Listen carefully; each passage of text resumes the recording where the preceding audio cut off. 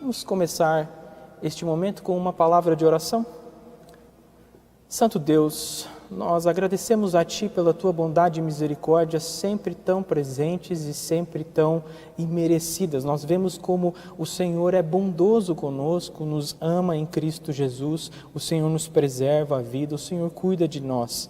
O Senhor também preparou e nos ordenou a aguardar um dia do Senhor, que é este dia, onde nós estamos neste momento juntos, em alguma medida, ouvindo da Tua palavra e meditando acerca das Tuas verdades. Nós agradecemos por todos os benefícios do Senhor, por tudo aquilo que o Senhor tem feito por nós. O Senhor tem cuidado de nós, o Senhor está conosco como o Senhor prometeu, que estaria conosco até a consumação dos séculos. Nós louvamos o Teu nome, nós engrandecemos o Senhor e Te agradecemos por Tua grande misericórdia, por Teu grande amor, principalmente revelado na pessoa e na obra do Senhor Jesus Cristo. E é em nome de Jesus Cristo e pelos méritos de Cristo que nós estamos aqui também, nos encontramos aqui prontos para que o Senhor fale conosco por meio da Tua palavra, onde o Senhor se comunica e se revela a nós, mostra da Tua verdade, do Teu mandamento e da Tua vontade para nós. Que o Senhor nos guie em todo esse tempo, que o Senhor conforte nosso coração, que o Senhor nos corrija como um Pai, que o Senhor nos ampare em todo momento. Em nome de Jesus, nós agradecemos a Ti. Amém. Irmãos, eu convido você a abrir a sua Bíblia. Eu vou ler a Palavra de Deus na versão Almeida, Revista e Atualizada. Usá-la aqui no Salmo de número 46, um salmo conhecido, e nós trataremos dele daqui para frente. Salmo de número 46 é o salmo desta noite. Vamos ler? Diz assim a palavra do Senhor: Deus é nosso refúgio e fortaleza, socorro bem presente nas tribulações. Portanto, não temeremos, ainda que a terra se transtorne e os montes se abalem no seio dos mares, ainda que as águas tumultuem e espumejem, e na sua fúria os montes se estremeçam. Há um rio cujas correntes alegram a cidade de Deus, o santuário das moradas do Altíssimo. Deus está no meio dela, jamais será abalada. Deus a ajudará desde antemanhã. Bramam nações, reinos se abalam, Ele faz ouvir a sua voz e a terra se dissolve. O Senhor dos exércitos está conosco, o Deus de Jacó é o nosso refúgio. Vinde, contemplai as obras do Senhor, que assolações efetuou na terra. Ele põe termo à guerra e até aos confins do mundo. Quebra o arco e despedaça a lança, queima os carros no fogo. Aquietai-vos e sabei que eu sou Deus, sou exaltado entre as nações, sou exaltado na terra. O Senhor dos exércitos está conosco, o Deus de Jacó é o nosso refúgio. Assim diz a palavra do Senhor.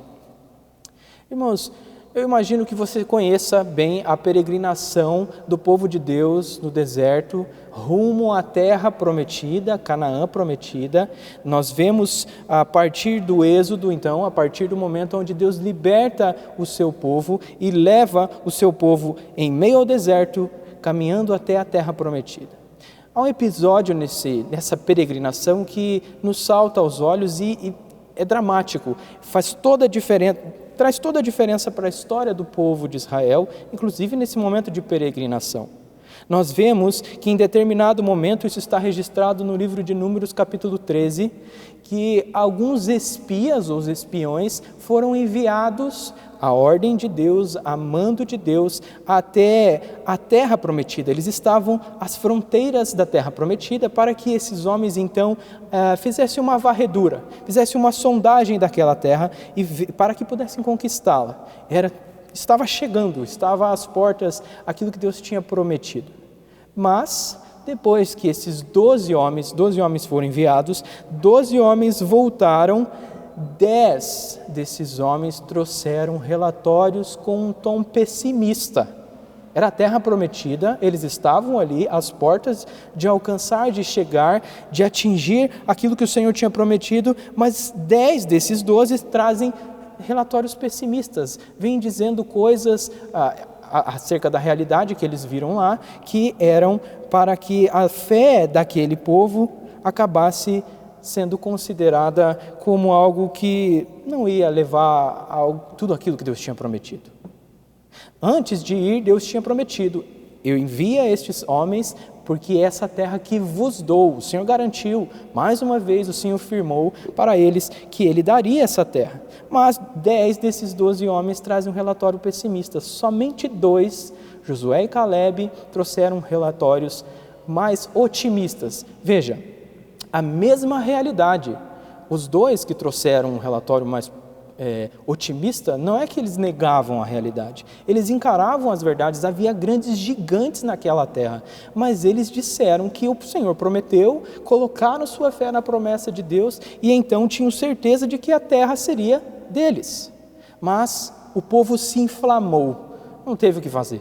O povo se inflamou e começou a prantear, a chorar, a murmurar, a reclamar, e então Deus sentenciou aquele povo, os de 21 anos para cima, a peregrinarem, como que andando em círculos num deserto durante 40 anos, até que esses que descreram, esses que duvidaram da palavra de Deus, eles então morressem e a geração fosse renovada.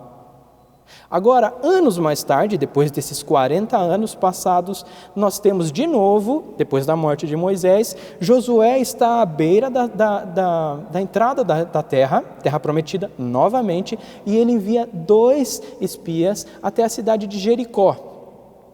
Na chegada em Jericó, esses espias, 2 foram recepcionados e acolhidos por uma mulher chamada Raabe. E é interessante o que ela diz sobre o povo de Deus. Lembre-se que o povo de Deus era aquele que considerava esses dessa região gigantes, homens poderosos, nós seremos esmagados por eles. Mas Raabe diz algo impressionante. Diz: porque temos ouvido, Raabe dizendo aos espias de Jerusalém, dos israelitas, porque temos ouvido que o Senhor secou as águas do Mar Vermelho diante de vós, quando saíste do Egito, e também o que fizestes aos 2 reis amorreus, Siom e Og, que estavam além do Jordão, os quais destruíste totalmente. Quando ouvimos isso, os nossos corações se derreteram e em ninguém mais houve ânimo algum.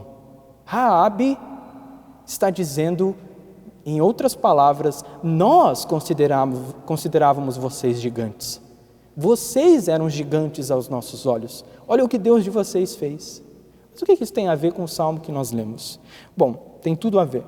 O apóstolo Paulo, na sua primeira carta aos Coríntios, ele diz que todos esses registros do povo de Deus e outros tantos foram escritos para nosso exemplo. Isso está na primeira carta aos Coríntios, capítulo 10.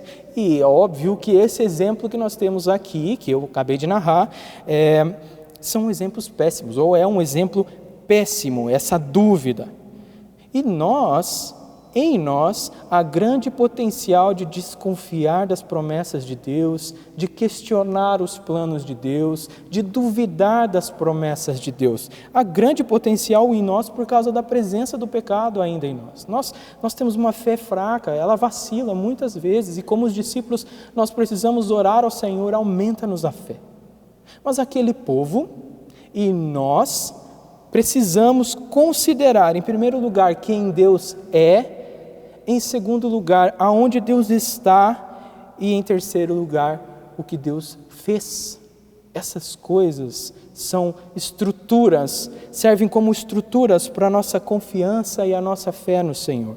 E é justamente isso que nós vemos nas 3 divisões deste Salmo de número 46. Do versículo 1 ao 3 nós temos uma divisão que mostra quem Deus é, e na segunda divisão, a partir do versículo 4 até o versículo 7, nós temos onde Deus está, onde Deus habita, onde Deus mora, e a partir do 8 até o 11, nós temos então o que Deus fez. Olhe para o versículo 1. Deus é nosso refúgio e fortaleza, socorro bem presente nas dificuldade, de problemas, de adversidades são contempladas aqui. Em primeiro lugar, nós vemos refúgio, e o refúgio é aquela figura fácil de entender. Nós estamos numa tempestade, nós estamos num momento de caos, nós corremos para um lugar seguro, nós corremos para um lugar onde nós possamos nos esconder. Isso é descrito como, Deus sendo descrito como um refúgio.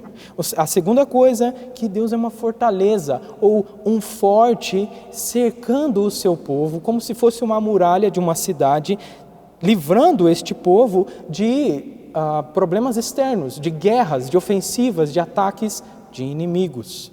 E em terceiro lugar, nós temos a palavra socorro, que também pode ser vista como auxílio, de repente.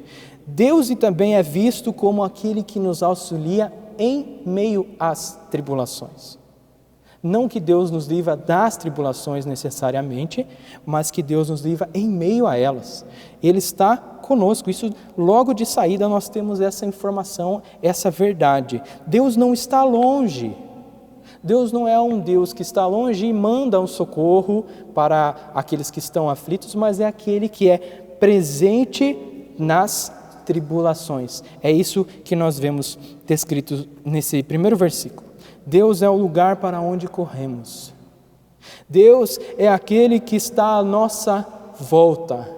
E Deus é aquele que vem ao nosso auxílio, que está ali para o nosso socorro em momentos de tribulação, enquanto nós temos passado por dificuldade. E tudo isso para o seu povo. Se tem alguém, se tem um grupo de pessoas que pode realmente dizer que esse é o nosso Deus como refúgio, fortaleza e socorro, esse é o povo de Deus. Qual que é a conclusão disso? O versículo 2 nos mostra: portanto, não temeremos ainda que a terra se transtorne e os montes se abalem no seio dos mares. Ainda que toda a terra trema, como se fosse um grande terremoto, ainda que toda essa terra como que se deslizasse para dentro dos mares, ainda que fosse assim, o salmista então está falando sobre hipóteses e exagerando elas, dizendo que nós ainda não temeremos. Nós temos Deus como refúgio, como fortaleza. O povo de Deus não teme, pois é o Todo-Poderoso que está amparando o seu povo. Isso que nós vemos até o versículo 3. A partir do versículo 4, então, nós vemos aonde Deus está e aonde Deus habita. E que diferença isso faz? No primeiro bloco, na primeira divisão, nós vimos que Deus é para o seu povo refúgio, fortaleza e socorro. Por isso não temeremos. Agora nós vemos onde Deus está. E nós vemos essa descrição de onde Deus está de 4 formas. No versículo 4 nós temos que Deus está na cidade de Deus. Nós vemos também no versículo 4, ainda na segunda parte, que o santuário das moradas do Altíssimo está ali, nessa cidade. A terceira coisa, ou no terceiro lugar, é que Deus está no meio da sua cidade. É isso que nós vemos no versículo 5. A quarta coisa é que Deus, o Deus da aliança, está com o seu povo. E isso pode ser visto no versículo 7. O Senhor dos exércitos está conosco.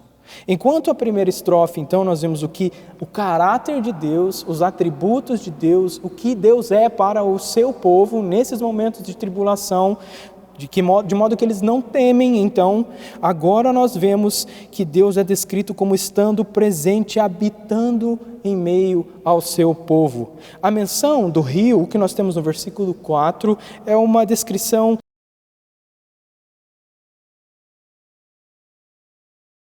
Como a gente sabe disso? Em Jerusalém, a cidade sempre descrita como a cidade do povo de Deus, o lugar onde o templo está e onde Deus habita, essa cidade não tem rios. Nenhum rio passa ali. Então essa descrição está mostrando algo acerca ainda da presença de Deus ali, mostrando que Ele, estando ali, é como provendo ou providenciando vida e sustentação para os seus. O que é um rio no meio de uma cidade, senão um lugar onde, a rigor, sabe-se que você pode tirar água dali para beber. Você pode filtrar, tratá-la ela, e você pode então considerar aquele lugar um lugar fértil, você pode considerar um bom lugar para se viver, por exemplo. É essa a descrição que nós vemos. E a menção desse rio ainda traz alegria. O contexto do Salmo é guerra, é tribulação. Como falar de alegria em momentos de tribulação? Pois bem, o Salmo mostra que a presença de Deus traz alegria à cidade de Deus. Onde Deus está, há um rio que corre, cujas correntes alegram a cidade de Deus. É isso que nós vemos nesse versículo. Então significa que além de Deus ser amparo, refúgio, fortaleza, auxílio para seu povo, Ele estando ali, Ele proporciona não só a provisão, a manutenção da vida, a sustentação da vida, mas como isso dá alegria ao seu povo. É assim que o crente fiel, o crente confiante e que deposita a sua fé, firma a sua fé no Senhor, é assim que ele se sente em momentos de tribulação, por exemplo. Em rumores de guerra, ele tem alegria por causa da presença de Deus. Então a presença de Deus, em primeiro lugar, proporciona a sustentação da vida.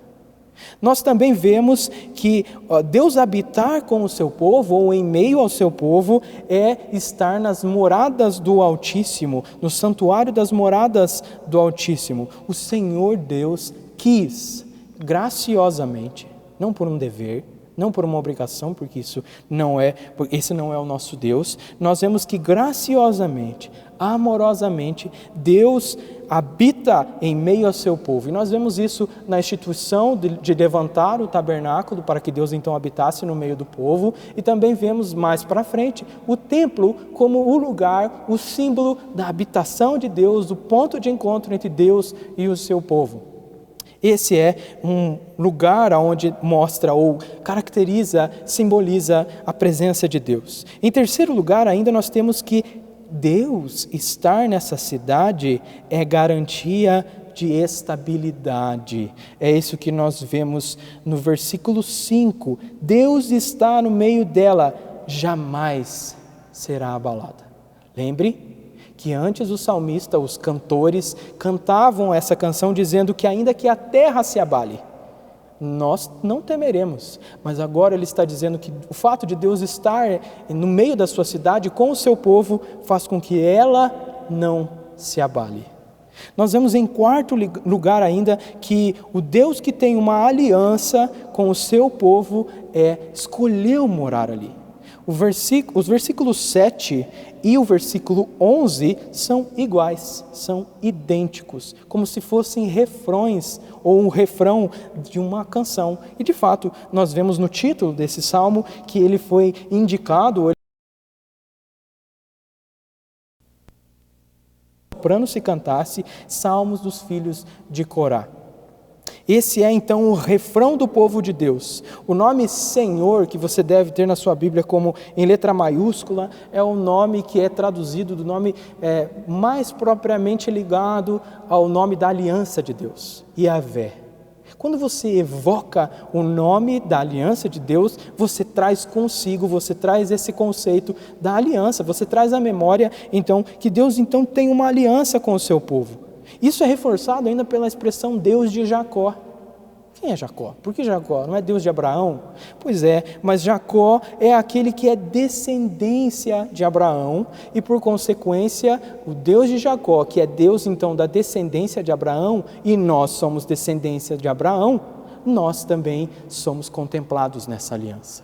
Pelo nome Senhor, Yahvé, que é traduzido ali pelo Senhor, em letra maiúscula, nós também temos ainda mais o nome do Deus de Jacó, ou Deus de Jacó. Então, irmãos, a aliança com o seu povo é fundamento da presença de Deus e essa presença divina, por consequência, é a razão da segurança e da provisão contínua. É isso que nós temos dos versículos 3 a 7, que a aliança com o seu povo é fundamento da presença de Deus. O que garante a presença de Deus em meio ao seu povo não é porque eles fizeram algumas coisas que conseguiram chamar a atenção de Deus. E essa presença é garantia de segurança e provisão, inclusive da alegria, como nós vimos no versículo de número 4. Agora nós então caminhamos para a terceira parte do Salmo, que mostra então as considerações acerca do que Deus fez. Nós já vimos o que Deus é para o seu povo, aonde Deus está e está com o seu povo, isso é garantia de proteção e provisão, e agora então nós vemos o que Deus fez. Os cantores estão aqui conclamando os ouvintes a observarem as obras de Deus. É como se eles dissessem: vinde até aqui, olhem, contemplem as obras do Deus da aliança, do Deus que está com o seu povo, do Deus que firmou um pacto com o seu povo. Certamente nós podemos lembrar da criação, por exemplo. Quando nós falamos sobre as obras de Deus, nós também podemos falar sobre o fato de Ele ter criado todas as coisas do nada pelo poder da sua palavra. Mas o Salmo nos mostra algo bem específico, falando sobre as assolações que Deus efetuou em favor do seu povo. Essa é a segunda parte do versículo 8. Vinde contemplar as obras do Senhor, que assolações efetuou na terra. Aí então nós nos lembramos das pragas do Egito, por exemplo. Nós nos lembramos do Mar Vermelho que engoliu os carros de Faraó com os seus cavaleiros.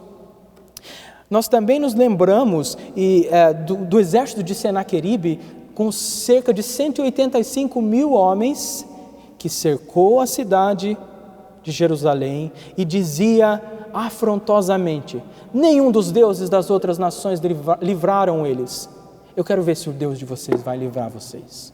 Nós nos podemos nos lembrar desse episódio porque do dia para a noite, ou da noite para o dia, como preferir, 185 mil homens caíram mortos pelo anjo do Senhor. O povo de Deus não fez nada. Quem fez foi Deus. Nós podemos nos lembrar disso e é isso que o cântico está nos lembrando a fazer. Ou está nos lembrando a olhar e essas assolações que Deus efetuou em favor do seu povo. Irmãos, quando Deus se envolve na guerra, aí acabou. Aí não tem graça, como a gente dizia quando era pequeno. Quando Deus se envolve na guerra, veja o versículo 9, Ele põe termo à guerra. Ele acaba com a guerra porque Deus, entrando nessa guerra, Ele se mostra imbatível. Pois acaso incontáveis armas, acaso incontáveis carros de batalha podem intimidar o Deus que, segundo nós vimos nos versículos anteriores, com o poder da sua voz Ele dissolve a terra? O que são arcos e flechas? O que são lanças? O que são as armas mais poderosas que o homem pode inventar diante de um Deus cuja voz faz a terra se dissolver? Como nós vimos Raabe falando sobre isso, nosso coração se derreteu. Nosso coração se derreteu quando nós ouvimos falar das coisas que aconteceram em favor de vocês, pelo Deus de vocês. Então, nós vemos que Deus, quando entra na batalha, põe termo à guerra. O melhor a se fazer para aqueles que são inimigos de Deus, ou do povo de Deus, como nós vemos aqui, é baixar a guarda, baixar as armas, desistir e voltar.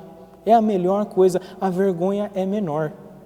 É isso que o Salmo está nos levando a entender. É por isso que nós vemos o versículo 10, versículo citado, bastante citado. Nesse contexto, nós vemos que ele está mostrando que aqueles que armam ofensivas contra o povo de Deus, eles têm mais que se aquietar. Uma forma de entender isso é baixar os braços, baixar as armas. Desistam, e porque saibam que Ele é o exaltado entre as nações, sou exaltado na terra. E então nós temos mais uma vez o refrão desta canção, canção que cabe bem ao povo de Deus que confia no seu Senhor. O Senhor dos exércitos está conosco, o Deus de Jacó é o nosso refúgio, diz o versículo 11. O Senhor dos exércitos está conosco, o Deus de Jacó é o nosso refúgio. Tal como começou, dizendo que Deus é nosso refúgio, tal como no meio também afirmou isso. Essa verdade não deixou de ser verdade no meio da canção. E agora termina dizendo: Deus é nosso refúgio. O que nós podemos aprender com estas coisas? O que nós podemos ver e que afeta a nossa vida, a nossa fé? Veja, irmãos, nós começamos falando sobre o que Deus é. Por consequência, aqueles que desconhecem quem é esse Deus estão fadados ou estão só esperando o momento de se abalar diante das tribulações. A nossa firmeza diante das dificuldades tem tudo a ver com o que Deus é. Assim como a nossa comida, o nosso alimento afeta ou positiva ou negativamente a nossa saúde, assim também conhecer a Deus afeta positiva ou negativamente a nossa fé. Por que positiva ou negativamente a nossa fé? Porque se você alimentar em seu coração que Deus é aquele Deus que nunca te deixará passar por nenhuma dificuldade, nenhum problema, nunca a sua família se abalará, nunca a sua família será atingida. Se você crê nesse tipo de Deus, então você não crê no Deus das Escrituras. Inclusive aqui, de forma implícita nesse salmo, nós vemos que Deus é um socorro nas tribulações, em momentos difíceis, e Ele dá alegria. A prega mundo afora que você não tem que passar por doenças, e se estiver passando por doenças, então você está passando por um momento de crise de fé ou falta de fé. Não é isso que nós vemos. Então, entenda que ver e conhecer quem Deus é afetará profundamente você nos dias maus, nos dias de dificuldade. E se esse Deus descrito no Salmo não é o teu Deus, você não vai permanecer em pé, você vai sucumbir, você vai cair. A quem você corre quando você está com dificuldades? A que abrigo você escolhe quando você tem passado por tribulações? Qual é o seu hobby ou alguma coisa que você faz que garante que você vá dar uma válvula de escape para a sua dor ou para a sua dificuldade? Como se deixasse para lá. O que é que você tem usado como refúgio nos dias de dificuldade? Quem é a sua fortaleza? A sua família? A sua conta bancária? Os seus títulos? Os seus muitos amigos? Aqueles que colocam a sua confiança nessas coisas, é uma questão de tempo que eles se abalem. Somente aqueles que colocam sua fé em quem Deus é, então eles não se abalarão e não temerão, como diz o versículo de número 2. Outra coisa que nós podemos aprender é que Deus pode demonstrar a sua proteção poderosa nos salvando de dificuldades. Eu já citei isso durante a exposição. Deus pode... Irmãos, imagina de quantas dificuldades Deus já te livrou. Você saberia contar? Talvez você nem sonhou. Talvez você sequer imaginou. Ou mesmo aquelas que você já contava que pudessem vir, Deus ainda em meio a elas te ajudou. Deus pode nos livrar das dificuldades, mas nem sempre Ele o faz. Muitas vezes, por sua sabedoria e bondade, por sua boa mão paternal, Ele nos envia dificuldades. Ele nos envia tribulações. Todas as coisas cooperam para o bem daqueles que verdade. Então, não se engane acreditando que Deus não te ama, ou que Deus é contra você, ou que Deus está punindo um pecado específico que você tem em vista, quando alguma coisa ruim vier sobre você.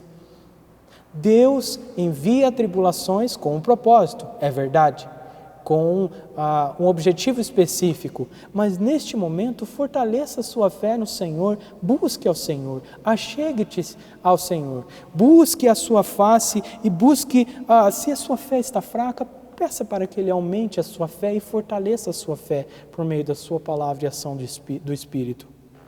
Por isso não se engane, Deus pode sim nos mandar tribulações e nem sempre Ele nos livrará delas. Outra coisa muito importante que nós precisamos mencionar.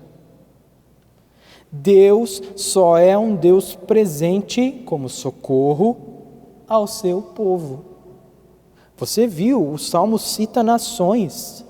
Você viu que o Salmo cita outros povos que podem se abalar. Você viu que há exércitos que podem tentar se chegar, mas Deus é refúgio. Deus protege de alguém. Então são daqueles que não são povo de Deus. Mas quem é povo de Deus? Quem faz parte do povo da aliança? Quem está então dentro e nesse contexto que pode realmente bradar a plenos pulmões que Deus é meu refúgio e fortaleza? Aqueles que creram em Cristo. Aqueles que depositaram a sua fé e se arrependeram dos seus pecados e creram somente em Cristo como Salvador. Lembre-se das palavras de Jesus na cruz. Deus meu, por que me desamparaste? Se tem alguém nesta terra que pôde de fato dizer isso, com toda a força, com todo o grau de certeza e de verdade, foi Jesus Cristo. Então, nós vemos que Deus abandonou o seu Filho na cruz para que não nos abandonasse e estivesse presente conosco. Essa é a verdade do Evangelho. Deus, para estar presente conosco, abandonou e não poupou abandonar o seu Filho na cruz, a ponto de ele exclamar na cruz: Pai, por que me desamparaste? Ele é o desamparado. Ele foi desamparado naquela cruz, em nosso favor, para que nós não sejamos, aqueles que depositam sua fé, aqueles que são povo de Deus, nós não sejamos então desamparados. Por isso, você é povo de Deus, você está no povo de Deus. Nós vemos Paulo falar que aquele que é povo de Deus, ou seja, descendência de Abraão, nós falamos no Salmo, nós falamos na exposição, aquele que é verdadeira descendência de Abraão é aquele que é pela fé. Somente aqueles que depositaram a fé em Cristo Jesus, somente aqueles que se arrependeram dos seus pecados, a esses e com esses, Deus estará sempre em favor deles. Do contrário, o Senhor será contra os que não são o seu povo. Não tenha a menor dúvida disso. Olhe e perceba onde você está. E para fechar, e para finalizar, contemple as obras do Senhor. Veja os livramentos que Ele garantiu a você. Mas mais do que olhar para a sua própria vida, para a sua própria experiência, o que já é grande coisa, eu acredito, olhe para aquele livramento que Ele te garantiu em Cristo. Qual é o livramento que Deus te garantiu em Cristo? Da morte eterna. Nós somos aqueles que creram em Cristo, são aqueles que podem dizer que não há mais condenação para aqueles que estão em Cristo Jesus, aqueles que depositaram a sua fé em Cristo Jesus.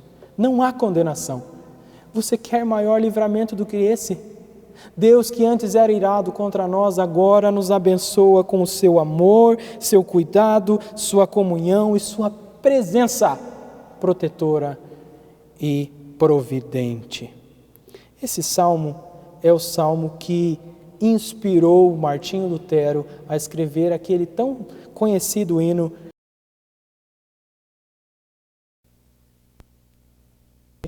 anos atrás, onde se cantava, se tocava muito, em função dos 500 anos da Reforma. Nós vimos que esse salmo é, de fato, o inspirador do hino de Martinho Lutero. Tal como ele, que não temeu homens, porque Deus era seu refúgio e fortaleza, crendo de que ainda que 1000 demônios pudessem atacá-lo, o Senhor era com ele. Ele provavelmente se lembrava da promessa que Jesus Cristo fez quando falava com os seus discípulos, dizendo: edificarei a minha igreja e as portas do inferno não poderão prevalecer contra ela. Então, irmãos, não esqueça o que Deus é. Ele é refúgio, fortaleza, socorro, por isso não tememos. Não se esqueça de que Deus está com o seu povo, e se você é povo de Deus, então Deus está com você em momentos de tribulação ou livrando de tribulações. E que também Deus fez grandes coisas por você.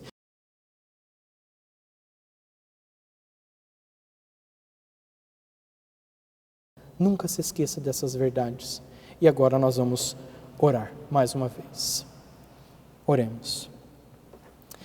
Senhor Deus, nós te agradecemos, Pai. Nós te agradecemos imensamente por tuas grandes bênçãos e os teus grandes feitos por nós. O Senhor tem cuidado de nós. O Senhor tem nos providenciado o pão de cada dia. O Senhor tem nos livrado de muitas pestes e doenças. E mesmo quando nós estamos em grandes dificuldades, mesmo quando nós estamos com a nossa saúde debilitada, quando nós estamos com a situação complicada, quando estamos em crise, nós podemos ainda nos alegrar, porque o Senhor está conosco. O Senhor prometeu que estaria conosco até a consumação dos séculos, e o Senhor não mente.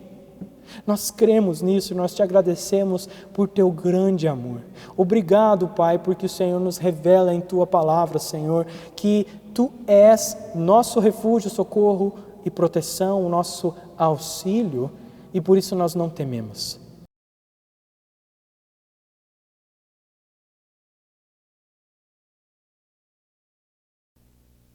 Que o Senhor nos socorra, Pai, mesmo nisso, que o Senhor nos ajude nessas dificuldades internas que nós temos, de depositar totalmente e de maneira forte a nossa fé no Senhor. Sabemos que o Senhor pode fazer estas coisas pelo Teu Espírito, por isso pedimos que o Senhor tenha misericórdia de nós e nos ajude, Pai. Nos lembre sempre de quem Tu és, nos lembre aquilo que o Senhor está conosco, nos lembre também daquilo que o Senhor fez, para que nesses momentos de dificuldade e em todos os momentos, nossa fé e confiança esteja firmada na Tua palavra. Em nome de Cristo Jesus nós oramos. Amém.